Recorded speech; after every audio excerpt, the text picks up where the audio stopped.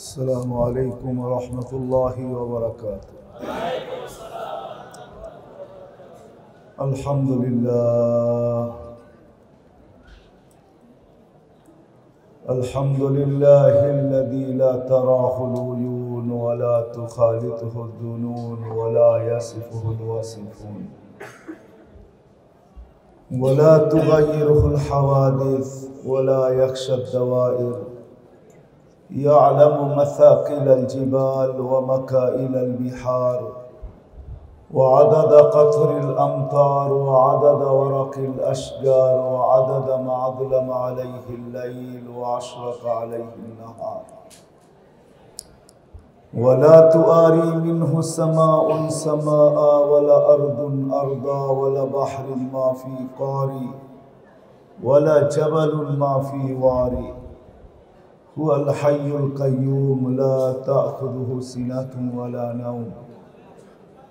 الصلاة والسلام على حبيبنا المصطفى الذي بعثه إلى الجن والإنس بشيرا ونذيرا وداعيا إلى الله بإذنه وسراجا منيرا.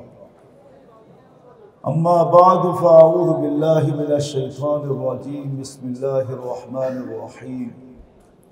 لقد كان لكم في رسول الله أسوة حسنة لمن كان يرجو الله.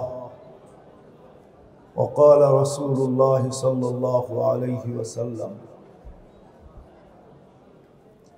عليكم بسنتي وسنة الخلفاء الراشدين المهديين عضوه بالنواجذ، أو كما قال عليه الصلاة والسلام। দারুল উলুম নূরবাগের অর্থ মাহফিলের সম্মানিত সভাপতি, উপস্থিত উলামায়ে কেরাম, তুলাবায়ে ইজাম,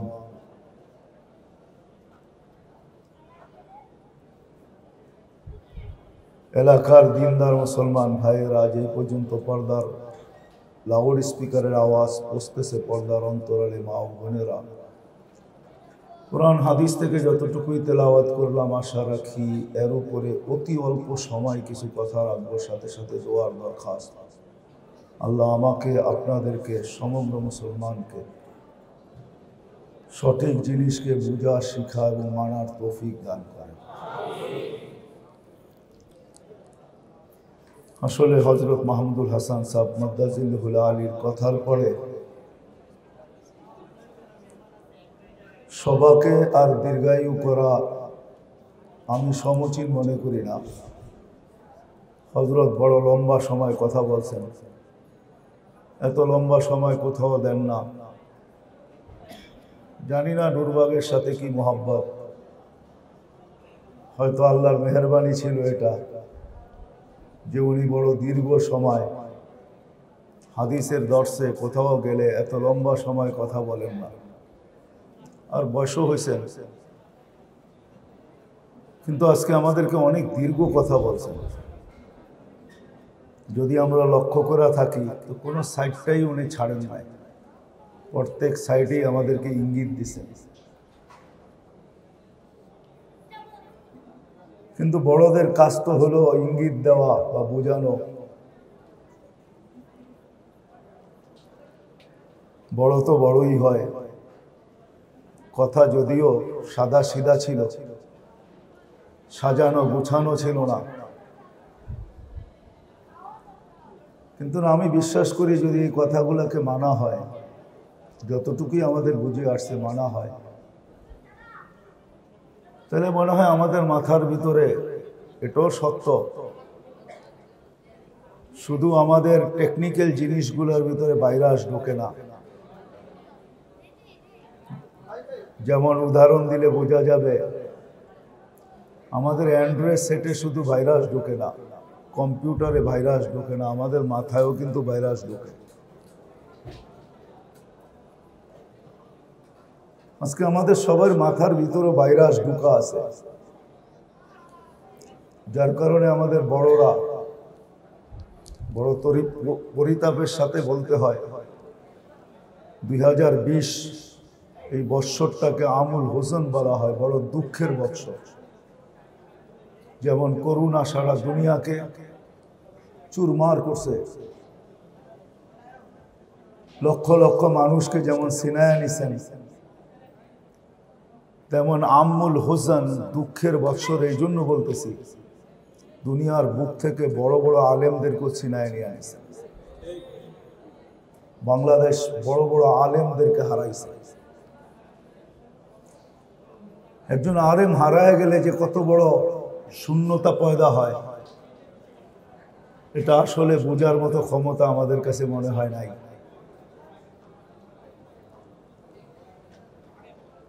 কিন্তু যারা বোঝে তারা বোঝে যে একজন আলেম হারায় গেলে, দুনিয়ার থেকে চলে গেলে কত বড় শূন্যতা হয়। এটা যাদেরকে বুঝ দিছেন আল্লাহ, নিঃসন্দেহে তারা বোঝে। এবং শুধু বোঝে না, তারা অন্তরালে চোখের পানিও ঝরায় যে আল্লাহ কেন নারাজ হইলেন, আলেমদেরকে উঠায় কেন নিলেন। যা হোক, 2020 বহুত আলেমকে উঠায় নিয়ে নিছেন, যারা আছে এখনো আমাদের মাঝে।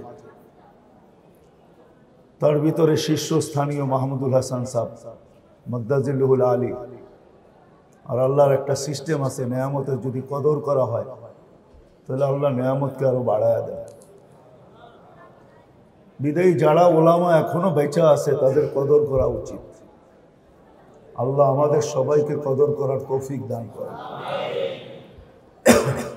আমাদের মাথার ভিতরে একটা জিনিস আছে যেটা আমি বুঝাইতে চাইতেছিলাম। হয়তো জাতির কেউ কেউ ভাববে, অনেকেই ভাবে, আমরা ভাবি যে মাদ্রাসার শিক্ষা দিয়ে হবে কি?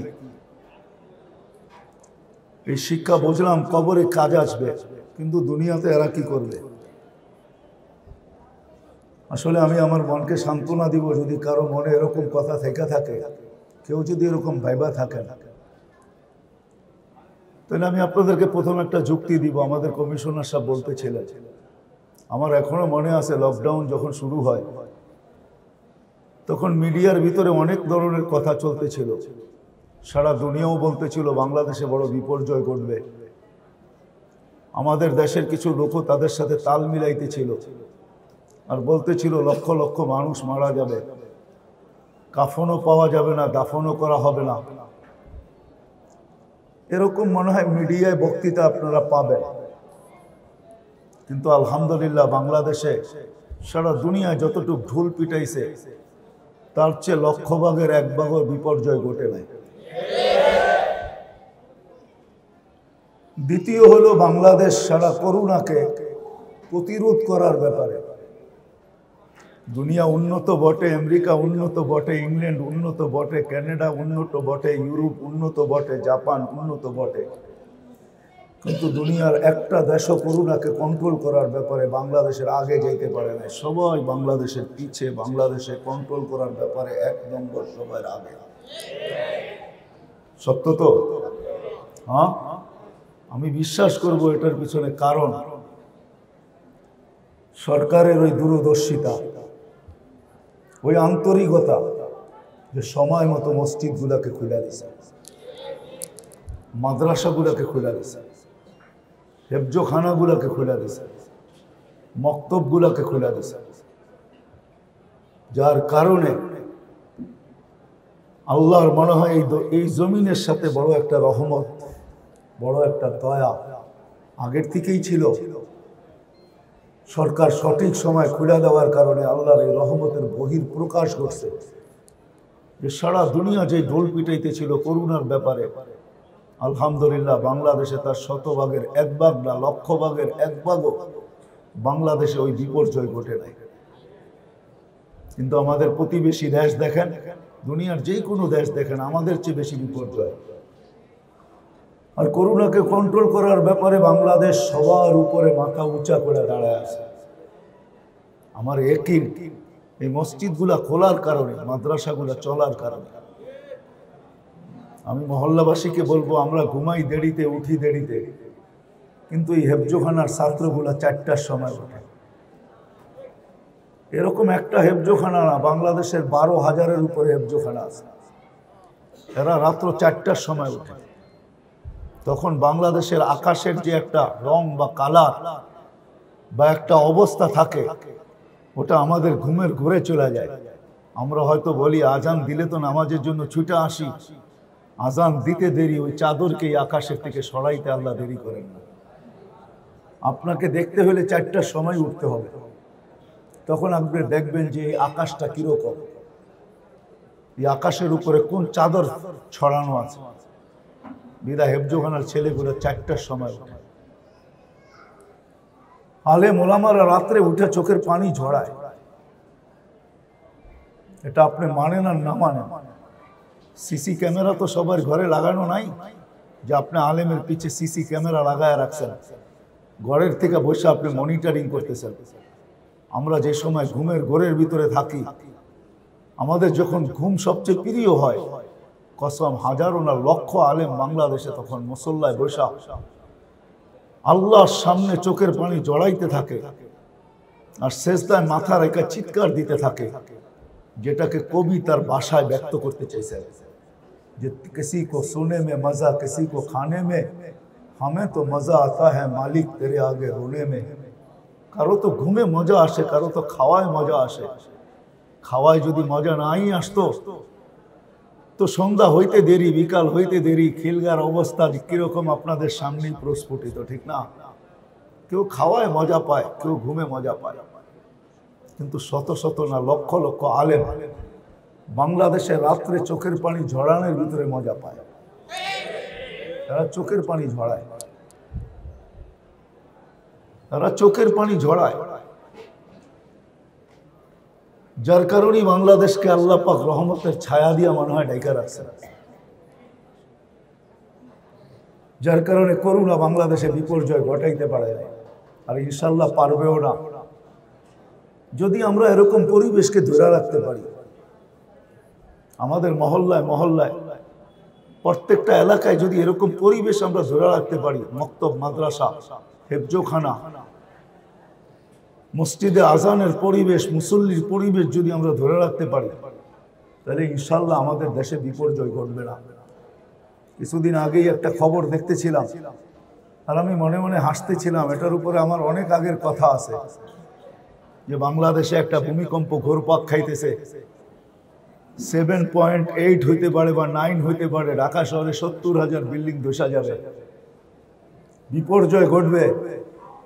কিন্তু বাংলাদেশে 7.8 ভূমিকম্প ঢাকাতে এর আগেও আসছিল, 3-4 বছর আগে 31st নাইটের পরের দিন, কিন্তু বাংলাদেশে কোনো বিপর্যয় ঘটে নাই। এই জন্য আমার দৃঢ় বিশ্বাস বাংলাদেশ নড়বে চড়বে, কিন্তু পড়বে না যতদিন আমরা এই পরিবেশকে ধরে রাখবো।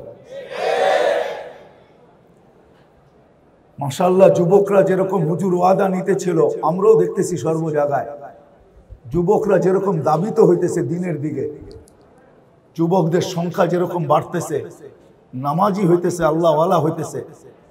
এরা যদি এরকম হতে থাকে ইনশাল্লাহ বাংলাদেশে কোনো বিপর্যয় কখনো ঘটবে না। এই জন্য হুজুরও সবার কাছে হাত জোর দরখাস্ত করছেন, আমিও করতেছি।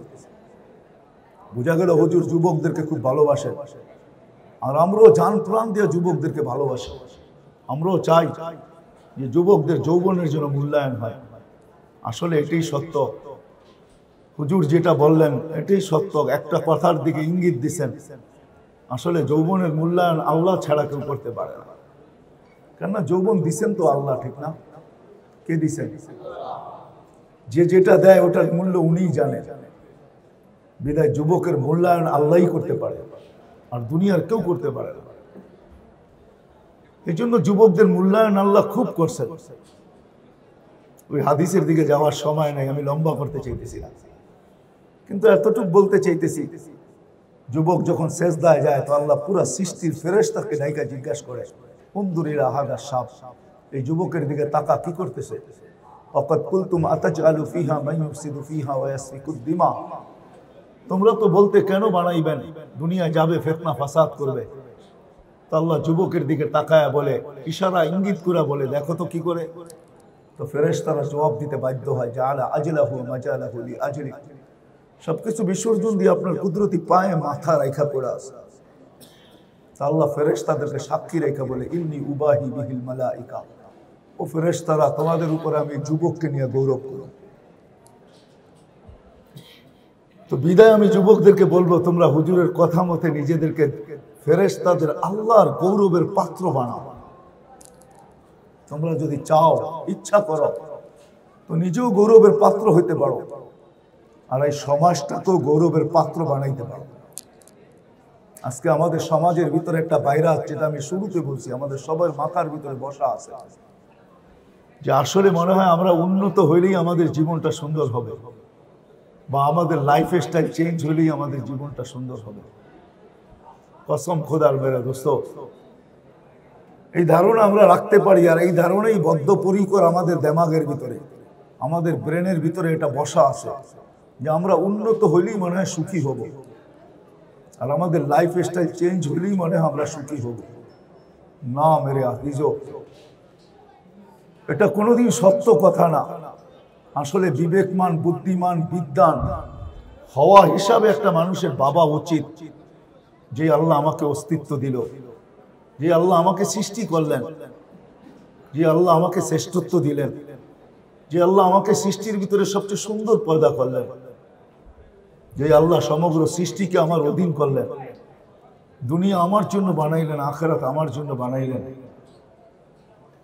যে আল্লাহ আমাকে এক ফোঁটা পানির থেকে এই পর্যন্ত অস্তিত্ব দিলেন, ওই আল্লাহ কি এই কথা আমাকে বলে নাই যে আমি এই ছোট্ট জীবনটা কাটাবো, তো কিভাবে কাটাবো, কিভাবে কাটাইলে আমার লাইফটা সুন্দর হবে? ওই আল্লাহ কি এই দিক নির্দেশনা আমাদেরকে দেন নাই?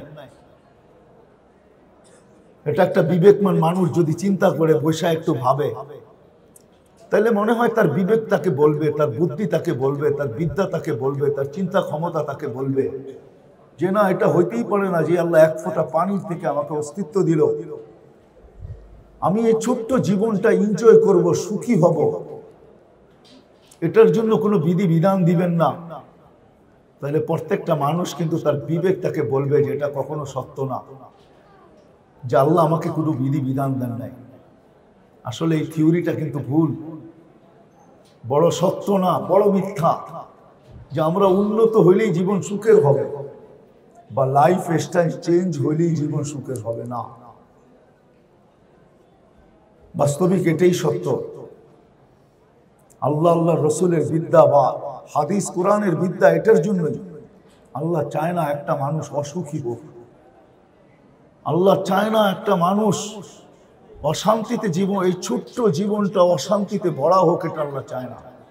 আল্লাহ প্রত্যেকটা মানুষকে সুখ দিতে চান, যেমন দুনিয়াতে দিতে চান এরকম আখেরাতেও দিতে চান। বিদায় আল্লাহ আমাদেরকে লাইফ স্টাইল দিচ্ছেন, লাইফ স্টাইল।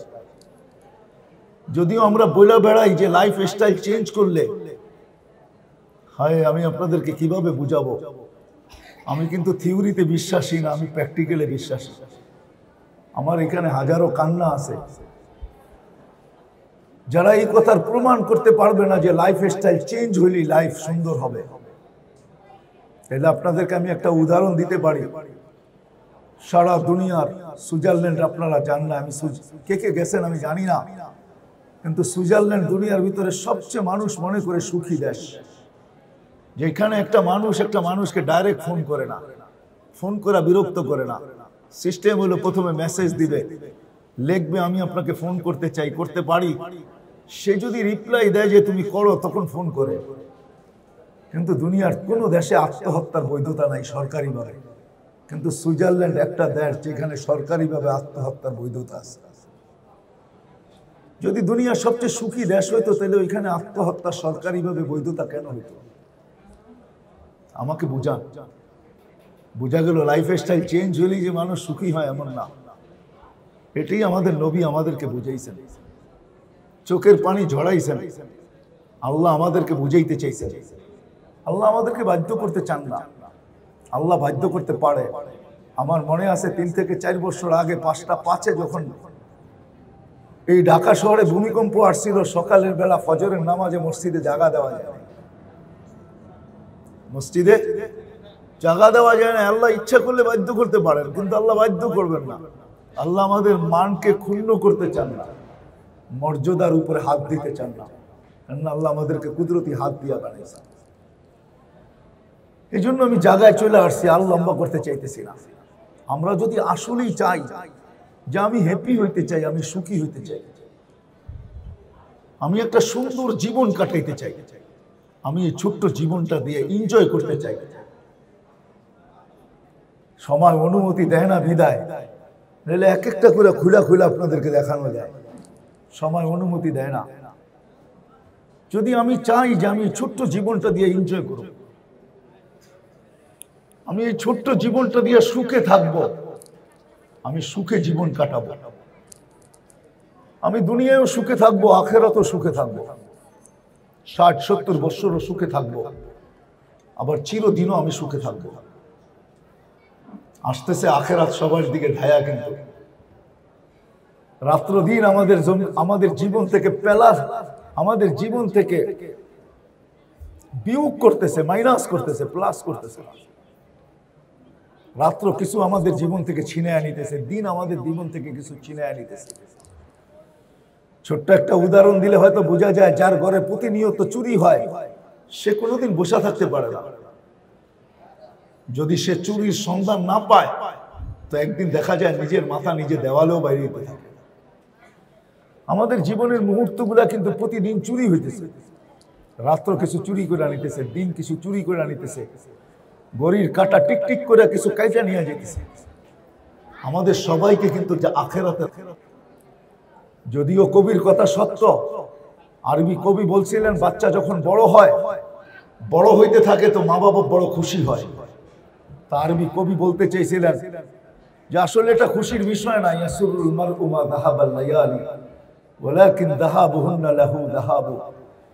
আসলে যদি বাস্তব বিবেক থাকতো তাহলে বাচ্চা বড় হইতে থাকে মা বাবার কান্না বাড়া উচিত ছিল যে আমার ছেলে তো প্রতিদিন কবরের দিকে আগে বাড়তেছে, আখেরাতের দিকে আগে বাড়তেছে, দুনিয়া তার থেকে দূরে সরতেছে, আখেরাত তার দিকে ধায়া আসতেছে, আগে আসতেছে। কিন্তু আসলে আমরা বুঝি না বিদায় আমাদের চিন্তাধারাও ভুল, উল্টা। এই জন্য আপনাদের কাছে আমার কথা শেষ, যদি আসলেই বাস্তবিক আমি আমার এই ছোট্ট জীবনটা সুখের চাই, শান্তির চাই, আমার এই সুখের জীবনটা যদি আমি সুখের চাই, শান্তির চাই, সুখের চাই, তাহলে যেই থিওরি আমাদের মাথার ভিতরে ঢুকে আছে যে আমরা উন্নত হইলে আমাদের জীবনে সুখ আসবে, বা লাইফ স্টাইল চেঞ্জ হলে আমাদের জীবনে সুখ আসবে, না, কসম খোদার, দুনিয়ার কোন সমাজের মানুষ বলতে পারবে না বুকে হাত দিয়া যে আমি সুখী। আমাদের উন্নত সোসাইটির লোকও বলতে পারবে না, বরং এতটুকু বলা যাবে নিম্ন সোসাইটির মানুষের চেয়ে উন্নত সোসাইটির মানুষ অসুখী বেশি। নিম্ন সোসাইটির মানুষরা তাদের চেয়েও সুখী, কিন্তু উচ্চ সোসাইটির মানুষরা কখনো সুখী না। কারণ কি জানেন? কারণ এটাই যে নবীর আদর্শকে আমরা ছেড়া দিছি, নবীর লাইফ স্টাইল ছেড়া দিছি। আজকে মাদ্রাসাগুলা, ওলামাগুলা, হযরত ওলামায়ে কেরাম, মাশায়েখে এযাম, আল্লাহ ওয়ালারা আমাদেরকে এটাই বুঝাইতে চাইতেছে।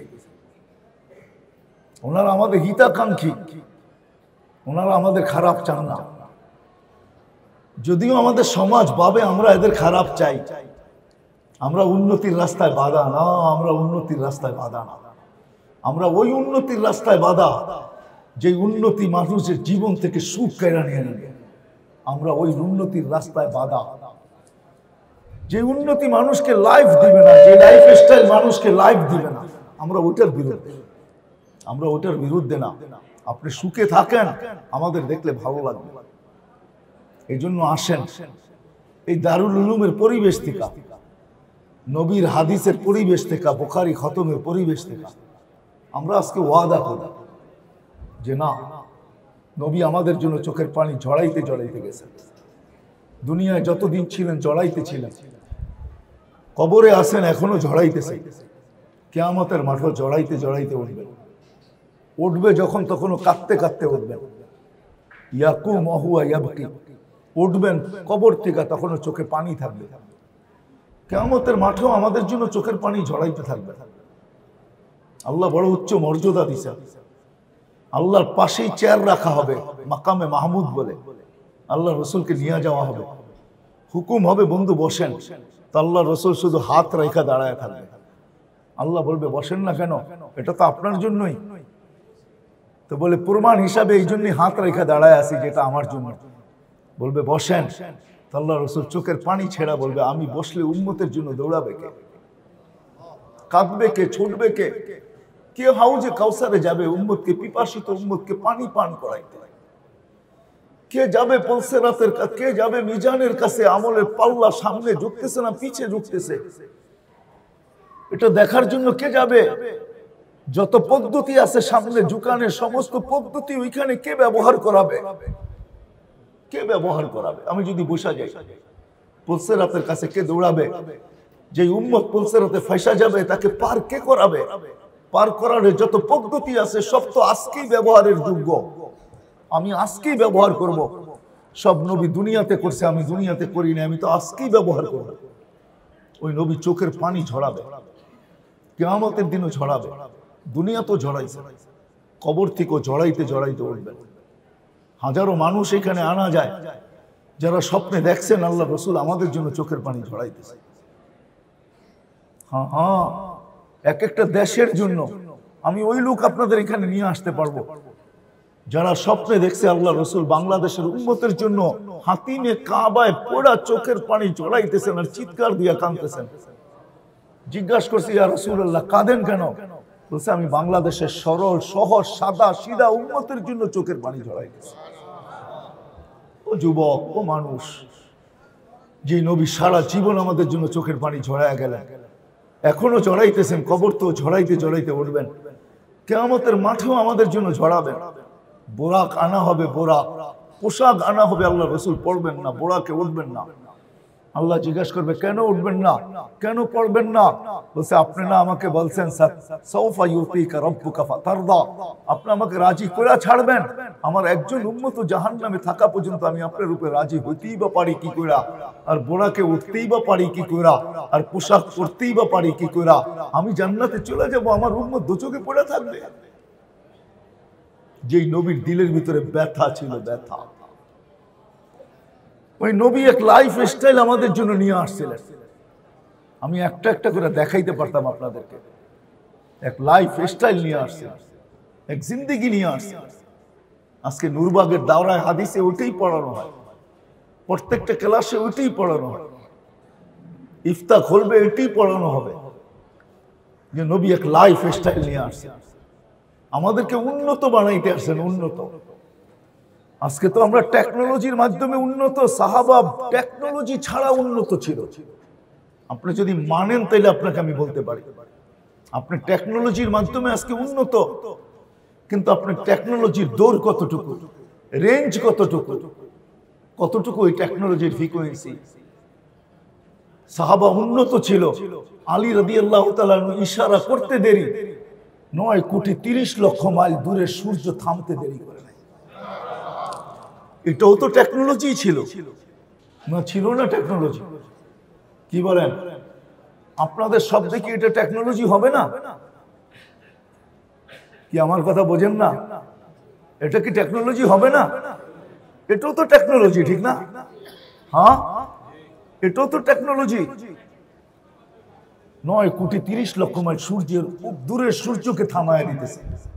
আকাশে মেঘের কোনো ছায়া নাই, মেঘ নাই, থাকলো একটা পাখির ডানার সমান, একটা সুতার সমান, কিন্তু পানি এই মুহূর্তে সাহাবীর প্রয়োজন, ওইটাকে ডাইকেই পানি বর্ষায় নিতেছে। এটা কি প্রযুক্তি না? এটা কি টেকনোলজি না? কোন টেকনোলজি আর প্রযুক্তি এরকম তৈরি হয়েছে যে ভূমিকম্প টোকা দিলে ভূমিকম্প দূরীভূত হবে? আজকে আমরা টেকনোলজি আর প্রযুক্তি ব্যবহারের মাধ্যমে উন্নত, সাহাবা উইদাউট টেকনোলজি, উইদাউট প্রযুক্তি। আরে রাগ হয় না, আপনাদের পায়ে হাত রেখা বলি, আমি আমার পুরো এলাকাবাসীর সামনে পায়ে হাত রেখা বলতেছি, আমি এলাকায় বাস করি বিদায়। কয়জনের ঘর এরকম আছে বলেন যে স্বামী ঘরে ঢুকলো, স্ত্রী হাসতে হাসতে নাচতে নাচতে দরজা খুলল? বলেন, হাসতে হাসতে নাচতে নাচতে দরজা খুললো। প্রযুক্তি আর টেকনোলজি তো আমাদের ঘরে অভাব নাই, কিন্তু কয়জনের ঘরে এরকম দরজা খুললো যে হাসতে হাসতে আর নাচতে নাচতে দরজা খুললো?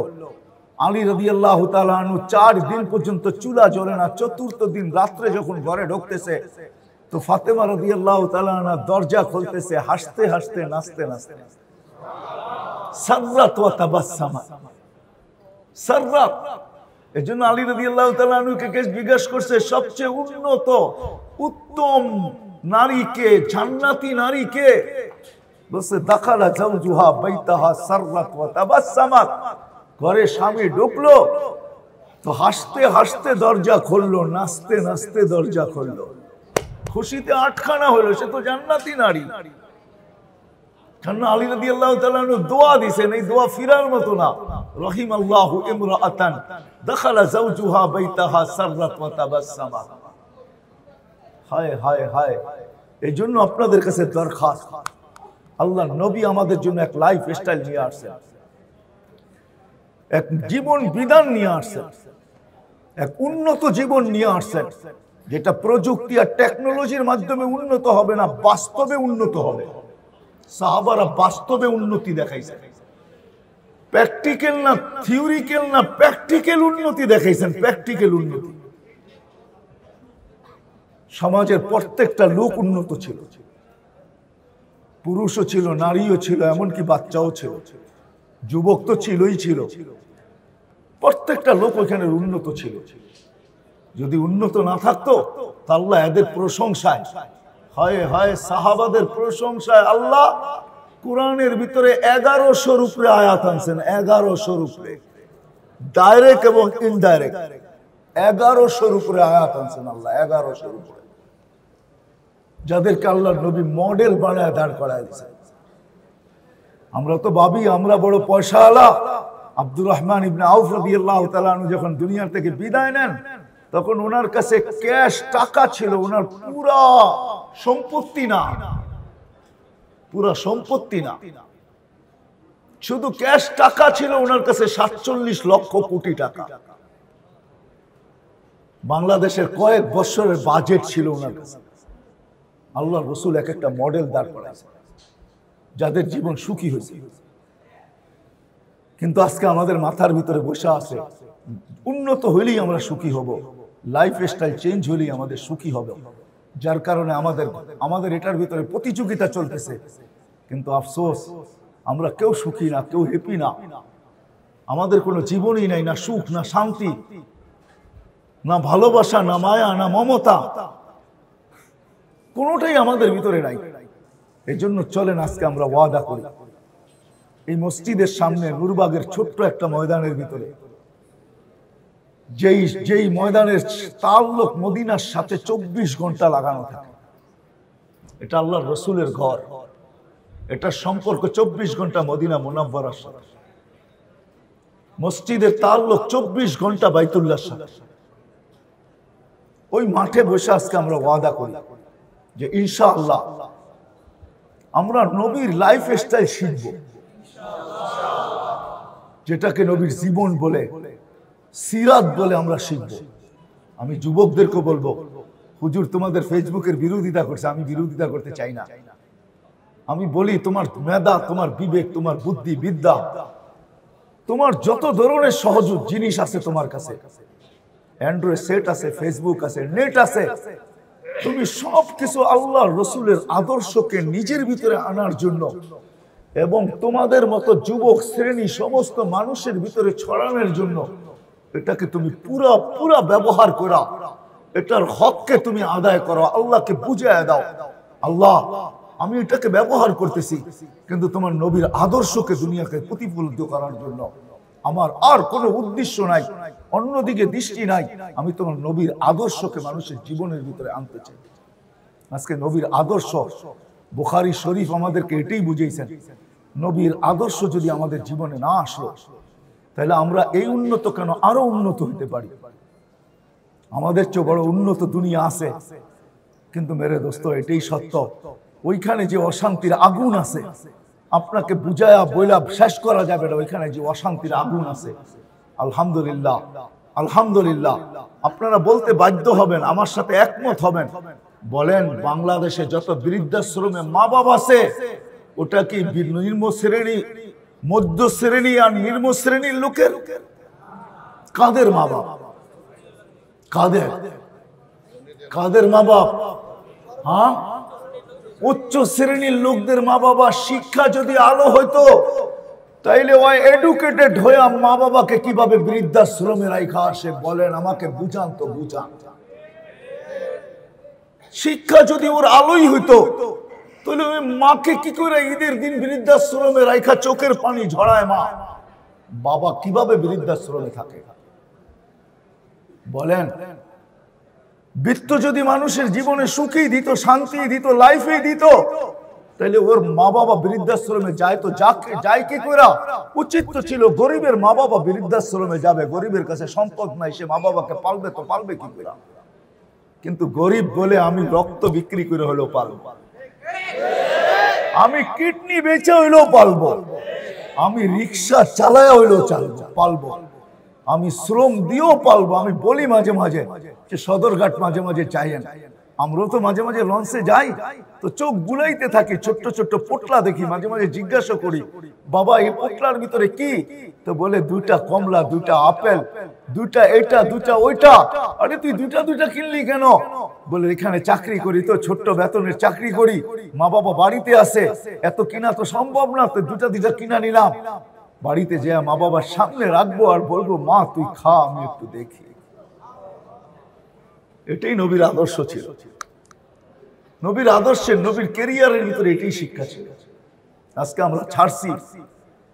আজকে আমরা ছাড়ছি আর দৌড়াইতে শুরু করছি আর ভাবতেছি সুখ পাবো। না না না না, সুখ আসবে না, শান্তি আসবে না। এই জন্য ব্রেন থেকে ডিলেট করতে হবে যে 2 জিনিস আমাদের ব্রেনের ভিতরে ভাইরাস হিসাবে বিরাজ করতেছে। একটা হলো আমরা উন্নত হলে সুখ আসবে, আর হলো লাইফ স্টাইল চেঞ্জ হলে সুখ আসবে। আজকে আমাদের যুবক যুবতীরা বোঝে না, আমাদের বড়রাই বোঝে না, বৃদ্ধরাই বোঝে না, যুবক যুবতীরা কোত্থেকে বুঝবে? সবাই তো বলে মোল্লাদের এটা শুধু বলা, না না না, মোল্লাদের বলা না। যদি বলা হইতো তাহলে বাংলা কোনো কবি এই কথা কোনোদিন, এই প্রবাদ বাক্য কোনোদিন হইতো না, এই প্রবাদ বাক্য কোনোদিন আসতো না যে পরিশ্রমে ধন আনে বটে কিন্তু পুণ্যে আনে সুখ। আলস্য দারিদ্রতা আনে বটে কিন্তু পাপে আনে দুঃখ। আজকে নবীর জিন্দেগি ছেড়া দিছে। এই জন্য ওয়াদা করতে পারি যে আজকের থেকে নবীর আদর্শ শিখব এবং নবীর আদর্শ মতোই আমরা চলব এবং নবীর আদর্শকে প্রতিষ্ঠিত, নবীর আদর্শে আদর্শবান হোক, এটার জন্য মানুষের পায়ে ধরতে হলে পায়েও ধরব। কি রাজি পায়ে ধরতে? পাক্কা ওয়াদা? বিলকুল। আরেকটা কথা অবশ্যই বলবো, হুজুর ইঙ্গিত দিছেন, কিন্তু আমি এটা বলতে চাই, হায় এই উম্মত যদি কিছুই না করত, শুধু নামাজই পড়তো, 5 ওয়াক্ত নামাজই পড়তো, তাহলে এই উম্মতের জন্য আমাদের নবীর সুবাদে 1-এর ভিতরে 100 ছিল। 1-এর ভিতরে 100,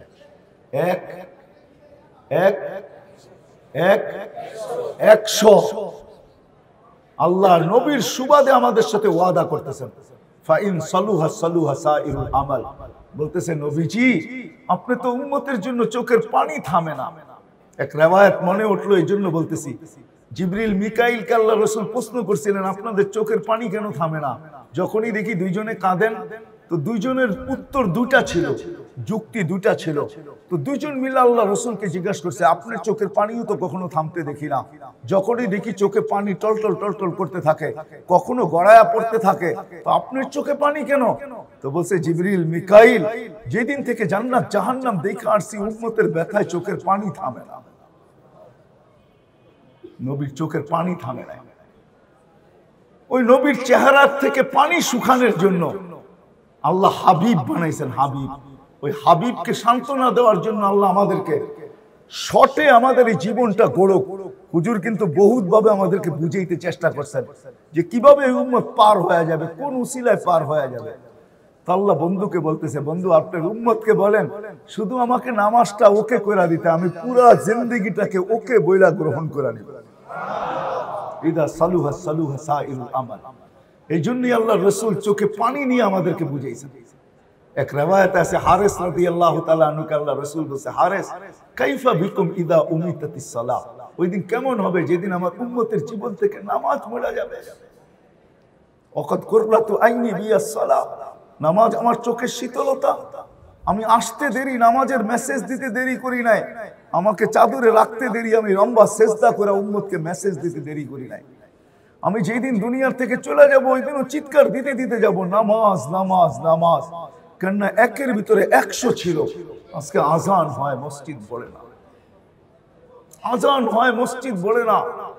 কিন্তু খিলগার প্রত্যেকটা গলি ভরা থাকে মাগরিবে এশায়। জোহরে আসরে পুরাটা রাস্তা ভরা থাকে, কিন্তু আজান হয়, মসজিদ খালি থাকে। আসেন আসেন আসেন, কিচ্ছু না করে শুধু নামাজটা পড়ি, যেটা একের ভিতরে 100 ছিল। আল্লাহ ডাকে, আল্লাহ আল্লাহ যে এখনো আমাদেরকে পালতেছেন। আমরা যে টিকা আছি, আমরা যে জমিনের ভিতরে দৈশা না যাই। হয় দুনিয়ার কোনো পদস্থ ব্যক্তির ডাকে সাড়া না দেওয়া যদি কোনো জুলুম হয়, অন্যায় হয়, হ্যাঁ অন্যায় হয়, এটার জন্য যদি অনেক ভোগান্তি স্বীকার করতে হয়, কতজনকে তো জানও দিতে হয়, ঠিক না? যদি সামান্য দুনিয়ার একজন পদস্থ মানুষের কোন অর্ডারকে না মানলে, তার ডাকে সাড়া না দিলে, তার মতের ভিতরে তার মতে হা না বললে, তার মত আদর্শে আদর্শ না বললে দুনিয়ায় কত ধরনের যাতনার শিকার যে হইতে হয়, এটা আমাদের চোখের সামনে। আর ওই আল্লাহ যে 99টা পদের মালিক, হুজুর তো বললেন যে এক মুহাদ্দিস এটা পর্যন্ত লেখছে যে 5000 পর্যন্ত উনি সংগ্রহ করছেন। আমি তো বলবো আল্লাহ রসুল এটাও বলছে যে আল্লাহর গুণবাচক নাম এটা আল্লাহ ছাড়া কেউ জানে না। এই জন্য আল্লাহ নবী বলছেন ওয়াস্তারসাহু ফি ইলমিকাল গায়ব, ওই আল্লাহ আমাদেরকে 5 ওয়াক্ত ডাকে, যে 99টা পদের মালিক, যে শুধু আল্লাহ না, যে আল্লাহ না শুধু, যে রহমান, যে রহিম, যে মালিক, যে কুদ্দুস, যে সালাম, যে মুমিন, যে মুহাইমিন, যে আজিজ, যে জব্বার, মুতাকাব্বিরুল খালিকুল বারিউল মুসাব্বিরুল গফফারুল কাহ্হারুল ওয়াহাবুর রাজ্জাকুল ফাত্তাহুল আলিমুল কাবিদুল বাসিতুল খাফিদুর রাফিউল মুইজ্জুল মুদিল্লুস সামিউল বাসিরুল হাকামুল আদলুল লতীফুল খবীরুল হালিমুল আযীমুল গফুরুশ শাকুরুল আলিয়ুল কবীরুল হাফিজুল মুকিতুল হাসিবুল জলিলুল করিমুল রকিবুল মুজিবুল ওয়াসি আল হাকিমুল ওয়াদুদুল মজিদুল বাঈতুশ শাহীদুল হকুল ওয়াকিলুল কফিদুল মকিনুল ওয়ালিদুল হামিদুল মুসিয়াল মুবদিয়াল মুঈদ আল মুহয়ি আল মুমিত আল হাইয়্যু আল কাইয়্যুম আল ওয়াজিদ আল মাজিদ আল ওয়াহিদ আল আহাদ আল সামাদ আল কাদির আল মুক্তাদির আল মুকদ্দম আল মুআখখার আল আউয়াল ওয়াল আখির আল যাহির ওয়াল বাতিন الوالي المتوالي البر التواب المنتقم العفو الرؤوف مالك الملك ذا الجلال والإكرام المقسط والجامع والغني والمغني المانع الضار النافع النور الهادي البديع والباقي الوارث والرشيد الصبور جل جلاله الله আমাকে ডাকে আপনাকে ডাকে কুদরতি পাও বিছিয়ে ডাকে হয় সময় লম্বা হয়ে গেছে আবারো কখনো সুযোগ হলে শোনাবো যে নামাজের ভিতরে কি রাখা ছিল 20টা তো দুনিয়ার ফায়দাই রাখা আছে দুনিয়ার উপকারী 20টা রাখা আছে নামাজের ভিতরে আমি একটা একটা করে হাদিস কোরআন দিয়ে প্রমাণ দিতে পারবো আজকে যদি উম্মত নামাজই পড়তো 5 ওয়াক্ত আমাদের ঘরের সবাই যদি নামাজই হইতো আর কিচ্ছু না হইতো প্রত্যেকটা ঘরের নারী পুরুষ যদি নামাজই হইতো আর কিচ্ছু না হইতো যে আযান দিতে দেরি দৌড়াইতে দেরি করতো না এতটুকু যদি হইতো তাহলে একের ভিতরে 100 ছিল আল্লাহর ওয়াদা ছিল ইদা সালুহা সাইরুল আমাল নামাজ ঠিক আপনার উম্মতের জিন্দেগি আমার কাছে ঠিক আমি গ্রহণযোগ্যতা দিয়ে দিব আর কোনো দিকে তাকাবই না বাচক না 1000 বছর বেদা আমি আমার এলাকার ভাই মজমার সাথীদেরকে বলবো আপনাদের পায়ে হাত রাখা বলবো আজকে আমরা ওয়াদা করি যে নামাজ আমরা কোনোদিন ছাড়বো না ওয়াদা হ্যাঁ কিন্তু সাথে আরেকটা ওয়াদা নিব এই মজমা যদি আজকে ওয়াদা করে যে নূরবাগে আযান হবে আমরা প্রতিদিন আমাদের এলাকার যারা মসজিদে আসে না নামাজ পড়ে না এরকম লোকের খবর আমরা জানি আমরা পায়ে দৌড়া হইলো এদেরকে মসজিদে আনব কি বলেন ওয়াদা করতে পারেন এই কাজটা তো আমরা করতে পারি যে পায়ে দৌড়া হইলো দোকান চলুক তাতে আমার কোনো দ্বিধা নাই আমার কোনো আপত্তি নাই খাওয়া চলুক আমার কোনো আপত্তি নাই কিন্তু আযান হলো আমি পায়ে ধরে যদি বলি নামাজটা পড়ো তারপরে দোকান চালাও নামাজটা পড়ো তারপরে খাও ও মেরে দোস্ত পায়ে ধরলেন ইজ্জত যাবে না কসম খোদার যাবে না হতে পারে কারো পায়ে ধরা আপনার পছন্দ হয়ে গেছে আল্লাহর কাছে শুধু জীবনে একজনের পাও ধরছেন, একজনের, ওটা আল্লাহর কাছে গ্রহণযোগ্যতা পাইছে। এই পাও ধরা দেখাই আল্লাহ কিয়ামতের দিন পার করায় দিবে। এক গ্লাস পানি দিয়া যদি পার করাইতে পারে, একটা নেকি দিয়া যদি পার করাইতে পারে, তাহলে আল্লাহর জন্য পাও ধরা এটা বহুত বড় ব্যাপার। এটা বহুত বড়, এত বড় যে আকাশ জমিন সৃষ্টি এক পাল্লায় দিলেও এই পাও ধরার মোকাবেলা করার মতো ওয়েট এদের ভিতরে নাই, আমার বিশ্বাস। এই জন্য করবো তো, হ্যাঁ সত্য। আর এই মাদ্রাসার সাথে আমরা সম্পর্ক রাখি। ও মেরে দোস্ত, এটি যতদিন টিকা থাকবে, এই পরিবেশ যতদিন থাকবে আমাদের মাঝে, কসম খোদার, এই পরিবেশ যদি না থাকে, আমি তো এটা বলি, সবসময় বলতেছি, আমার আরো দিন দিন একদিন বাড়তেছে যে মাদ্রাসার এই পরিবেশ বাংলাদেশে থাকার কারণে, মসজিদের পরিবেশ থাকার কারণে, মক্তবার হেফজোখানার পরিবেশ থাকার কারণে, আজানের পরিবেশ থাকার কারণে, নামাজির পরিবেশ আর পর্দা নিশিনের পরিবেশ থাকার কারণে আমাদের দেশে হাজার হাজার লক্ষ লক্ষ যুবক আছে যারা নিজেদেরকে আল্লাহর ভয়ে লজ্জাপতির মতো গুটায় নিছে। এই পরিবেশ থাকার কারণে বাংলাদেশ গরিব হইতে পারে। আমি সারা দুনিয়া ঘুরা বলতেছি, মক্কা মদিনা ভিন্ন জিনিস। আমার মতো তুলনা করার ক্ষমতা আপনাদের আছে কিনা, তাকাব্বুর যদি হয় ভাবেন তাহলে আপনি ভাবতে পারেন, কিন্তু আমি তুলনা করে দেখছি বাংলাদেশের দ্বিতীয় কোনো দেশ দুনিয়াতে আল্লাহ, মক্কা মদিনা ভিন্ন জিনিস, দ্বিতীয় কোনো দেশ আল্লাহ পয়দা করেন না। বাংলাদেশের কোনো দ্বিতীয় নাই। আল্লাহ এই জমিনকে এরকম বরকতি বানাইছে, আপনি এরকম বরকতি, এরকম রহমতি শুধু এই পরিবেশগুলা থাকার কারণে। বিনা আমরা যদি নূরবাগের পরিবেশটাকে বা আমাদের এই পুরো ওয়ার্ডের ভিতরে, যেরকম কমিশনার সাহেব বললেন, আমাদের পুরো ঢাকা শহর, পুরো দেশের এই পরিবেশগুলো যদি আমরা টিকিয়ে রাখতে পারি, এটার জন্য আমাদেরকে বেশি কিছু করতে হবে না। আমাদের জীবনের প্রতি মাসে লম্বা লম্বা বাজেট থেকে যদি আমরা একটা ছোট্ট বাজেট, আমি আপনাদেরকে একটা তথ্য দিব হাদিস থেকে। আল্লাহ রসুল আমাদেরকে হুকুম করছেন যে বিজাতিরা চিকিৎসা করবে ওষুধ দ্বারা, ও আমার উম্মত। এই জন্য কোন আমেরিকান ডাক্তারের কথা আছে আমার কাছে, তার অডিও ক্লিপ আছে আমার কাছে, সে বলছে, শোনো, আমাদের সমস্ত ওষুধগুলা রাসায়নিক দ্রব্য দ্বারা তৈরি। যত তোমরা এই রাসায়নিক দ্রব্য থেকে বাঁচতে পারো তত বেশি সুস্থ থাকবে। যত বেশি রাসায়নিক দ্রব্যগুলা, একটা মেডিসিন ও রাসায়নিক দ্রব্য ছাড়া না। কি কেমিক্যাল, কি রাসায়নিক দ্রব্য না? না রাসায়নিক দ্রব্য না, বলেন আপনাদের বিদ্যা কি বলে, জেনারেল শিক্ষা কি বলে? সব রাসায়নিক দ্রব্য দ্বারা। আমেরিকান ডাক্তার, সে আমেরিকান, তার ক্লিপ আছে আমার কাছে। কোন উর্দু কবি বলছিলেন, কোন উর্দু ডাক্তার বলছিলেন, বড় সুন্দর কথা, হ্যাঁ, ইলাজ আগার হো সকে দোয়া সে, পরহেজ করো দাওয়া সে। যদি তুমি তোমার চিকিৎসা দোয়া দ্বারা করতে পারো তাহলে ওষুধের কাছেও যেও না। আরেকজন কোন ব্যক্তি লিখছিলেন যে আগার ইলাজ হো সকে গিজা সে, পরহেজ করো দাওয়া সে। যদি খাদ্য দ্বারা তুমি তোমার চিকিৎসা করতে থাকো তাহলে ওষুধের কাছে যেও না। কিন্তু আমাদের নবীজি আমাদেরকে বলছে, তুমি যদি চিকিৎসা করতে চাও তোমার সদা সর্বদা, তো তোমাদেরকে আমি তথ্য দিতেছি, তাদাউ বিসাদাকা, তোমরা সদকা দ্বারা নিজেদের চিকিৎসা করো।